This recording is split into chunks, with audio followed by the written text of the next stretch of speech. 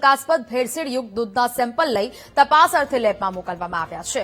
Report આવ્યા પછી ગુનો નોંધવાની કાર્યવાહી કરવામાં આવશે. ગઈકાલે રાજકોટ રેન્જની ટીમે ગામમાં દરોડા પાડ્યા હતા. કુલ 7,150 લીટર શંકાસ્પદ દૂધનો જથ્થો મળી આવ્યો હતો.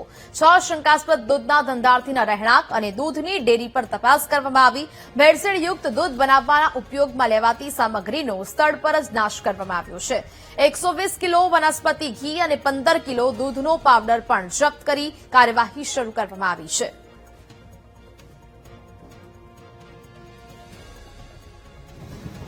ચેકિંગ દરમિયાન સ્થળ પરથી આશરે 7,150 લીટર જેટલું દૂધ, વનસ્પતિ ઘી 120 કિલો અને દૂધ બનાવવાનો પાવડર આશરે 15 કિલો જેટલું મળી આવેલ હતું. અને આ જે દૂધની ક્વોન્ટિટી છે એ શંકાસ્પદ જણાતા સ્થળ પર ફૂડ સેફ્ટી ઓફિસર છે એમને તુરંત બોલાવવામાં આવેલા હતા અને કાયદાકીય રીતે સીલિંગ કરી અને આ સેમ્પલો એકત્રિત કરવામાં આવેલા હતા. આ સેમ્પલો વધુ તપાસ અર્થે મોકલવામાં આવેલ છે. ત્યારબાદ સદરુ જે દૂધ છે 7,150 લીટર શંકાસ્પદ દૂધ, એ દૂધનો FSOની હાજરીમાં જ ક્યાંય પર્યાવરણને નુકસાન ન થાય એ રીતે નિકાલ કરવામાં આવેલો હતો. જે કંઈ પણ રિપોર્ટ્સ આ બાબતે આવશે એ રિપોર્ટ આવ્યા બાદ જો ગુનાહિત કૃત્ય જણાશે તો તેમના વિરુદ્ધ કડકમાં કડક કાર્યવાહી હાથ ધરવામાં આવશે.